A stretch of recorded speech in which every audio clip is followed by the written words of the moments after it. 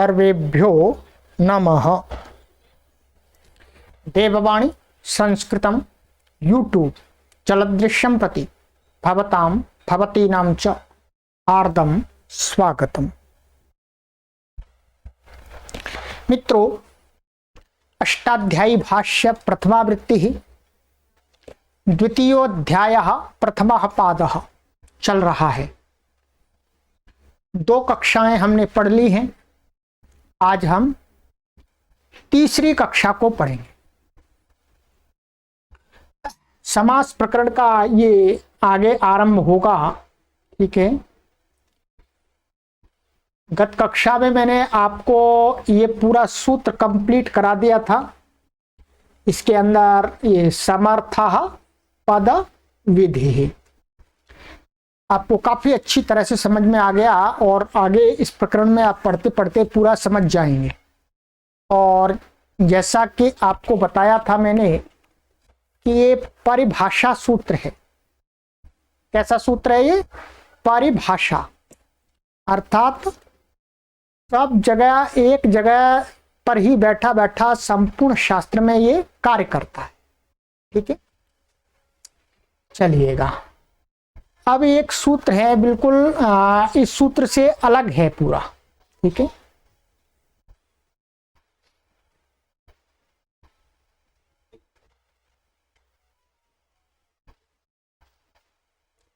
आइएगा। ये सूत्र यहां पर एकदम पूरा अलग से रखा गया है। ठीक है, और ये अपने आप में एक पूरा सूत्र है। और ये सूत्र कैसा है? ये सूत्र है आपका अतिदेश सूत्र। कैसा सूत्र है? अभी मैं पहले ही आपको बता देता हूं। ये सूत्र कैसा है आपका? अतिदेश।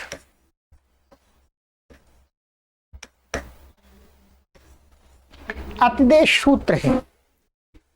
जैसे आपका स्थानिवदादेशो नल विधौ अचाह परस्मिन पूर्व विधौ, ये जो सूत्र थे अतिदेश करने वाले अतिदेश सूत्र थे, वैसा ही ये सूत्र है।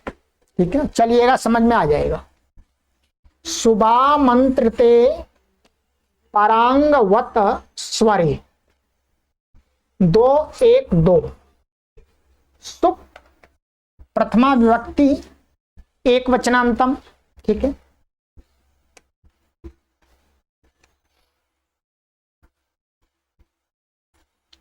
आमंत्रिते सप्तमी विभक्ति एक वचनांतम।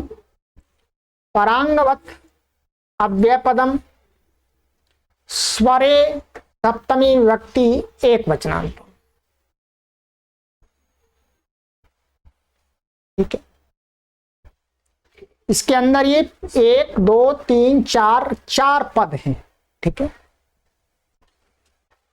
स्वरे का अर्थ है जो उदात्त अनुदात्त स्वरित, जो स्वर हमने बताया था वो अर्थ है। ठीक है, स्वर का अर्थ यहां पर अच नहीं है, वोवेल्स नहीं है। स्वर माने उदात्त अनुदात्त स्वरित। ठीक है, चलिएगा। अब यहां पर एक शब्द है ये परांगवत। यहां पर एक समास है और ये दिखाते हैं समास में अंगेन तुल्यम अंगवत। अंगेन तुल्यम अंगवत। ये जो अंग शब्द है यहां पर, ये क्या है? अंग संज्ञा। क्या था? एक अंग संज्ञा थी। ठीक है, और एक अंग का अर्थ होता है अवयव। क्या अर्थ होता है? अवयव। तो यहां पर यस्मात् प्रत्यय विधिस्तदादि प्रत्यय अंगम, जो अंग संज्ञा है उसका ग्रहण नहीं है। ठीक है, ये अंग का अर्थ है अवयव। ठीक है, अंग का क्या अर्थ है? अवयव। ठीक है, चलिएगा। तो अंगेन तुल्यम अंगवत, अंग के समान, उसको बोलते हैं अंगवत। माने जिसका वो अंग बन जाता है उसका जैसा ही बन जाता है। ठीक है, परस्य अंगवत परांगवत षष्ठी तत्पुरुषा, ये तो समास नहीं है, यहाँ तो तुल्य अर्थ में वती प्रत्यय दिखाया है। तेन तुल्यम क्रिया चेदवती ही, आगे पढ़ेंगे 5वें अध्याय में। जैसे आद्यंत वदे कस्मिन, वहां आद्यंत वत में वत है, वैसा ही यहां पर है। तो अब यह परस्य, पर के अंग के समान परांगवत, ये षष्ठी तत्पुरुष समास इसमें हो गया, परस्य अंगवत परांगवत। ठीक है,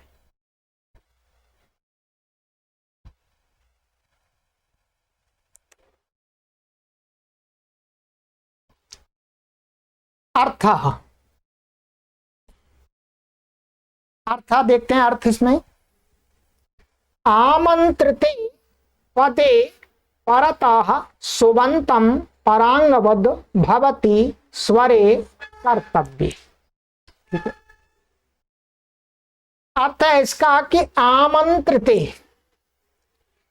आमंत्रित एक संज्ञा है, अभी बताएंगे आपको। ठीक है, आमंत्रिते माने आमंत्रित संज्ञक पद के, शब्द के पदे परता, परे रहने पर, बाद में रहने पर, सुबंतम माने उससे पूर्व वाला कोई सुबंत है, पद है, तो वो क्या है, परांगवत भवति, माने जो आमंत्रित संज्ञक है उसी का अवयव बन जाता है।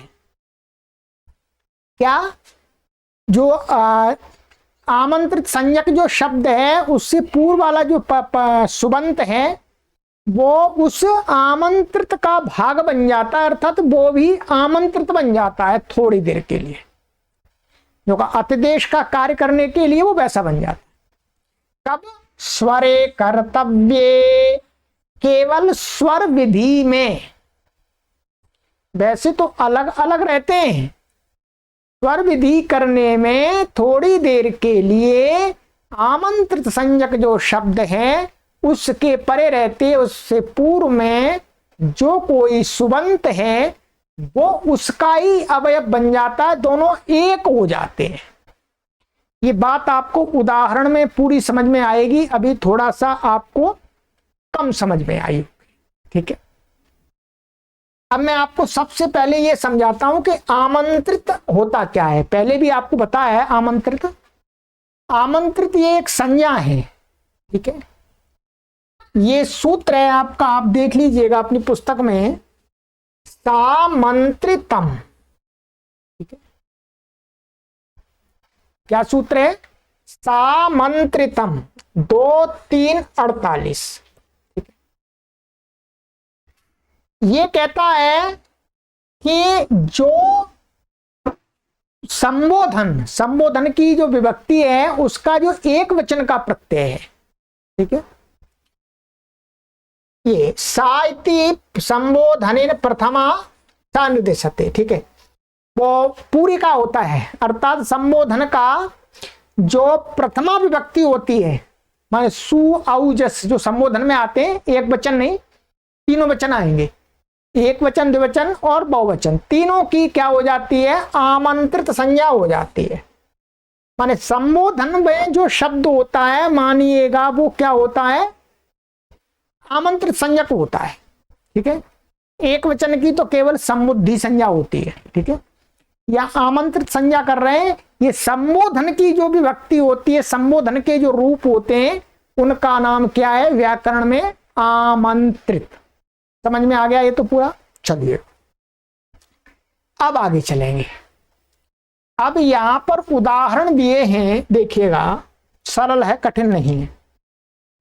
उदाहरण दिया कुंडेन अटन। ठीक है, ये संबोधन का रूप है। ठीक है, अटन। परशुना विश्चन, ये संबोधन का माने ये आमंत्रित संज्ञक है। मद्राणाम राजन, ये भी क्या है, आमंत्रित संज्ञक है, संबोधन का एक वचन का। कश्मीराणाम राजन, ये भी क्या है, आमंत्रित संज्ञक है। ये 4 पद आमंत्रित संज्ञक है। और इनसे पूर्व में ये क्या है, सुबंत हैं, ये सुबंत है, ये भी सुबंत है, ये भी सुबंत है, ये भी सुबंत है। ये क्या है, सुबंत। ये तो समझ में आ गया आपको आराम से, ठीक है। अब देखिएगा, अब सिद्धि करनी है, यहां स्वर लगाएंगे, स्वर दिख रहा है आपको। स्वर के प्रकरण में ये क्या करता है, ये करता है कि जैसे ही स्वर लगाएंगे तो इस आमंत्रित के परे रहते ये जो पद है ये दोनों एक हो जाते हैं, दोनों एक पद हमको मानने पड़ते हैं थोड़ी देर के लिए, ठीक है। ध्यान देंगे, ये अतिदेश है। क्या है ये, अतिदेश।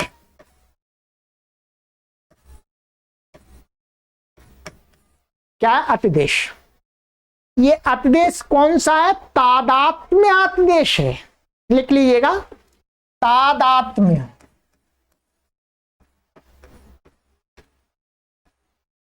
तादात्म्य अतिदेश है ये। तादात्म्य अतिदेश का अर्थ, अतिदेश का अर्थ होता है जो जैसा नहीं है उसको वैसा बना देना। तादात्म्य का अर्थ है पूरी तरह से थोड़ी देर के लिए बन जाना, अर्थात उसी में मिल जाना। क्या, उसी में मिल जाना। स्वर करते समय ये जो पद है ये पूरा अपना अलग ना होकर के इसी आमंत्रित माने पूरा एक पद बन जाता है, आमंत्रित ही बन जाता, दोनों ही। ऐसे ही ये स्वर करने में दोनों अलग अलग पद नहीं दिखते हैं, एक पद बन जाता है। ऐसे ही ये दोनों एक पद बन जाते हैं थोड़ी देर के लिए। एक स्वर, जैसे ही स्वर करने चलेंगे तो दोनों यहां अलग अलग नहीं दिखेंगे, एक दिखेगा। कौन से सूत्र से, इस सूत्र से, सुबह मंत्रते परांगवत स्वरे से, ठीक है। चलिए अब मैं आपको सिद्धि की तरफ ले चलता हूं तो पूरा समझ में आएगा। यहां लिखा हुआ है हिंदी में, आमंत्रित संज्ञक पद के परे रहते उसके पूर्व जो सुबंत पद उसको परांग पर के अंग के समान कार्य होता है, स्वर विषय में यह अतिदेश सूत्र है। आप सिद्धि देखेंगे, सिद्धि में आपको पूरा क्लियर हो जाएगा 100%। चलिए पीछे परिशिष्ट में आप देखिएगा, पीछे पुस्तक के पीछे सिद्धि दी है, ठीक है। द्वितीय अर्थात द्वितीयाध्याय परिशिष्टम, ठीक है, द्वितीय अध्याय की परिशिष्ट। सुबह मंत्र ते परांगवत स्वरे, ठीक है। देखो उदाहरण दिया, कुंडेन अटन माने कुंड के द्वारा घूमते हुए, ठीक है। कर क्या है, ये संबोधन का पद है, ध्यान रखेंगे। ये क्षत्रिय प्रत्यांत, जैसे गच्छत बनता है वैसे अटत, क्षत्रिय प्रत्यांत का ये संबोधन का एक वचन का रूप है, ठीक है। के द्वारा घूमते हुए मनुष्य यहां आओ या कुछ भी है संबोधन में। अब देखिएगा उदाहरण में अटन संबोधनांत पद है, संबोधन का है, ठीक है।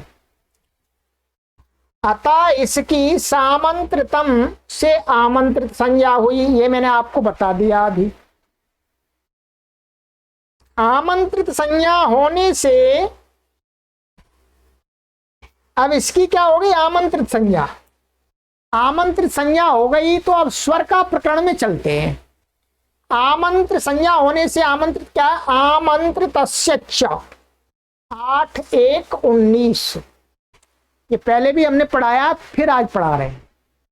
ये आमंत्रित क्या कहता है, ये कहता है कि किसी पद से उत्तर आमंत्रित संज्ञक जो शब्द होता है उसको सर्वानुदात्त होता है।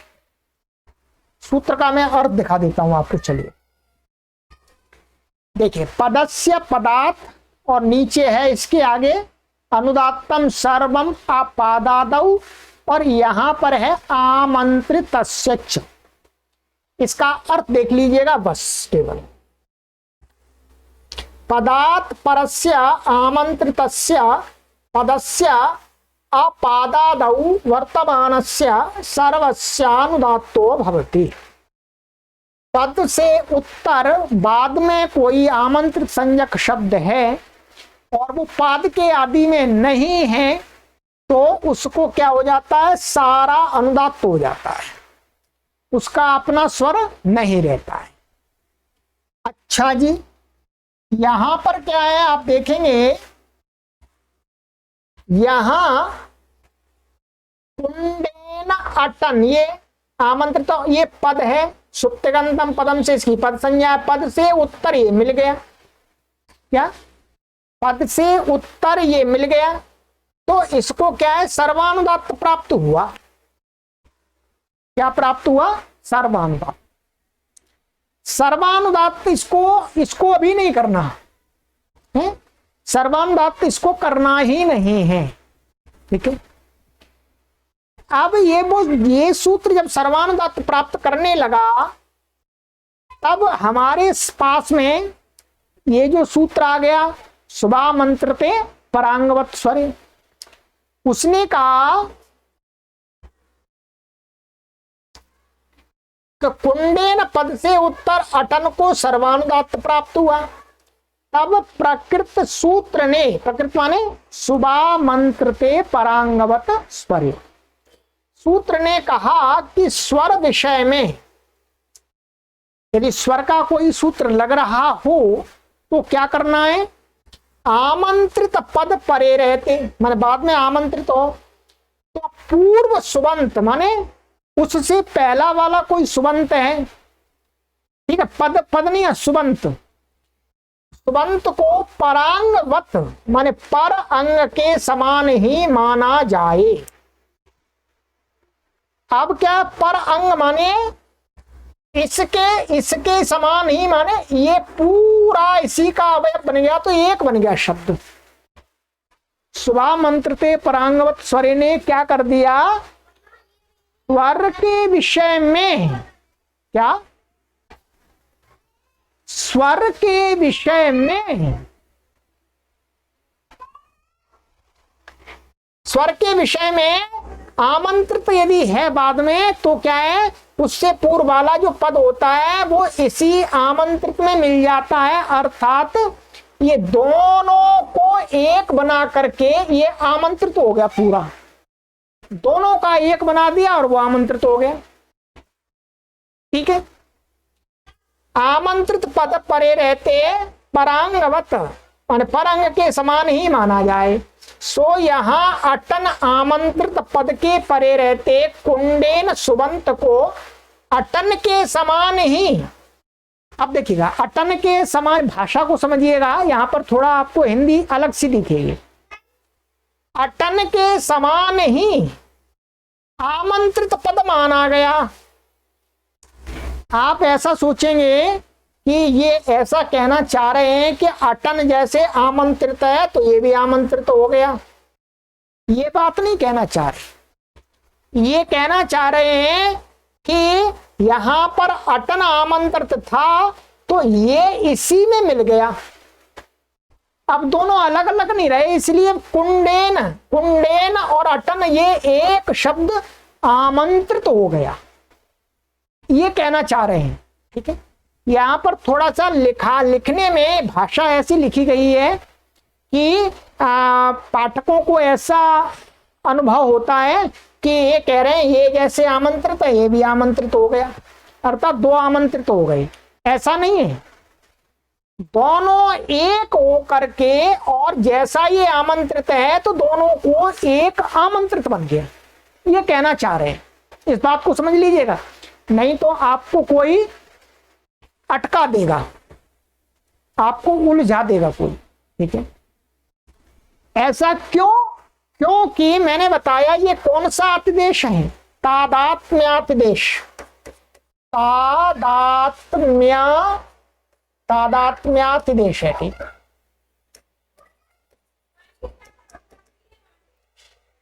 ये तादात्म्यातिदेश का होता है, उसी का पूरा वही बन जाना, अलग अलग ना होना। बोलते हैं भाई तादात्म्य, तादात्म्य, तादात्म्य का मतलब मिल जाना, पृथकता को नष्ट कर देना, भेद को समाप्त कर देना।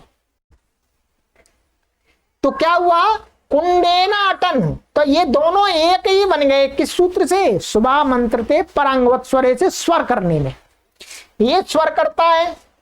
तो अब जब ये दोनों एक बन गए तो अब क्या है, अब ये लगा ही नहीं, अब ये लगेगा नहीं। पहले तो लग रहा था, परंतु अब ये एक पद हो गया तो क्या हुआ, अब ये वाला इससे उत्तर नहीं है क्योंकि ये दोनों एक ही बन गए। अब आमंत्रित संज्ञक किसी पद से उत्तर है नहीं तो ये नहीं लगेगा, अब नहीं लगेगा। ठीक है, अब देखिएगा, कुंडेन सुबंत को अटन के समान ही आमंत्रित माना गया, अर्थात एक ही पद माना गया। देखो यहां पर ये साफ लिख दिया, दोनों को एक ही पद माना गया। ऐसी अवस्था में पद से उत्तर आमंत्रित पद रहा ही नहीं, अब तो एक ही बन गया। तो क्या हुआ, आमंत्रित से निघात न हो सका। निघात माने सर्वानुदात्त, माने सर्वानुदात्त नहीं हुआ। चलिएगा देखिएगा आगे। तब कहते हैं तब क्या हुआ, साष्टिक माने छठे अध्याय का जो आमंत्रित है, एक छठवें अध्याय में भी है। छठवें अध्याय का जो आमंत्रित है वो क्या करता है, वो पद से उत्तर नहीं मांगता, वो तो केवल आमंत्रित से हो अकेला उसको ही कर देता है। ठीक है, ये क्या आत्मदत्त करता है,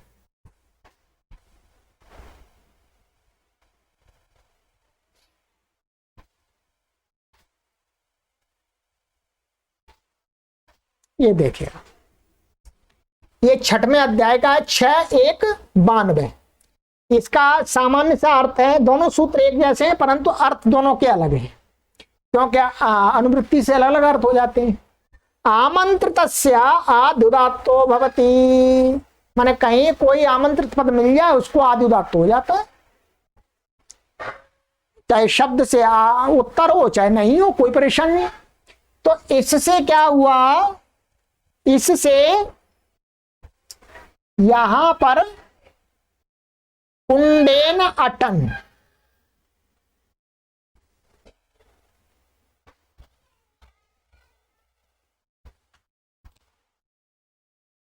ये दोनों एक माना गया तो ये पूरा आमंत्रित हो गया, तो इसका आदि उदात्त हो गया साष्टिक से। उसके बाद में क्या होता है, उदात्त से उत्तर क्या है, उदात्त से क्या बच्चे, अनुदात्तम पदम एक वर्जम, पहले भी आ गया है, माने उदात्त, माने उदात्त को छोड़ करके बाकी के सारे क्या हो जाएंगे, अनुदात्त हो जाएंगे। और फिर अनुदात्त होकर के उदात्ताद अनुदात्त से स्वरिता, उदात्त से उत्तर अनुदात्त को स्वरित हो जाएगा, तो ये स्वरित हो गया। ठीक है, और फिर स्वरितात संहिता या मनुदात्ता नाम से क्या है, इसके बाद के ये सारे हैं ये क्या हो जाएंगे, एक श्रुति हो जाएगी। स्वरित से उत्तर जो अनुदात्त है उनको संहिता में एक श्रुति हो गई है, तो एक श्रुति हो गई। ये इस प्रकार से स्वर लग गया। ठीक है, अब देखिएगा आपको समझ में आ गया होगा पूरा, क्योंकि ये सूत्र तो बहुत बार हमने आपको पढ़ा दिए, अभ्यास करा दिया है, संख्या पढ़ी हुई है, वहां देख लीजिएगा, अर्थ मैंने बता ही दिया आपको। तो कुंडेन अटन में सूत्र घट गया, सुबह मंत्रते परांगवत स्वरे। ध्यान देंगे, जब भी आमंत्रित संज्ञक को मान करके स्वर किया जा रहा है तब हमें इस सूत्र को ध्यान में रखना चाहिए। ये लग रहा है कि नहीं लग रहा, चलिए आगे आ जाइएगा। इसी प्रकार परशुनाविश्चन,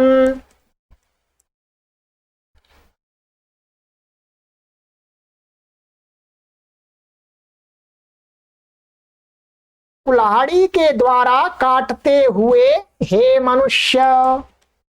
ठीक है, तो यहां पर भी परशुना वृश्चन आमंत्रित है, वो ही सारी प्रक्रिया है। साष्टिक से इसमें आदिदात्त होकर के और अनुदात्तम पदम एक वर्जम, और उदात्ता अनुदात्ता से स्वरिता, स्वरिता संहिता है मनुदात्ता नाम। ठीक, ऐसे ही वृश्चन, यहां पर ये वृश्चन को हो गया आमंत्रित पद है, एवं प्रश्न सुबंत है तो उसको एक हो गया पूरा ये। तथा मद्राणाम राजन, यहां पर भी ऐसा ही हो गया। कश्मीराणाम राजन, तो आदि उदात्त हो गया, उदात्त स्वरित हो गया। हे मद्र देश तथा कश्मीर देश के राजन, राजा में राजन आमंत्रित पद एवं मद्राणाम कश्मीराणाम सुबंत हैं, तो प्रकृत सूत्र से परांगवत भाव हो जाने से पूर्वत सुबंत पदों माने परशुना आदियों को आद्य उदात्त हो गया। यही परांगवत भाव का प्रयोजन है। शेष स्वर सिद्धि पूर्वत ही है, अर्थात ऐसी ही है, कोई परेशानी नहीं है, सिंपल है। चलिएगा,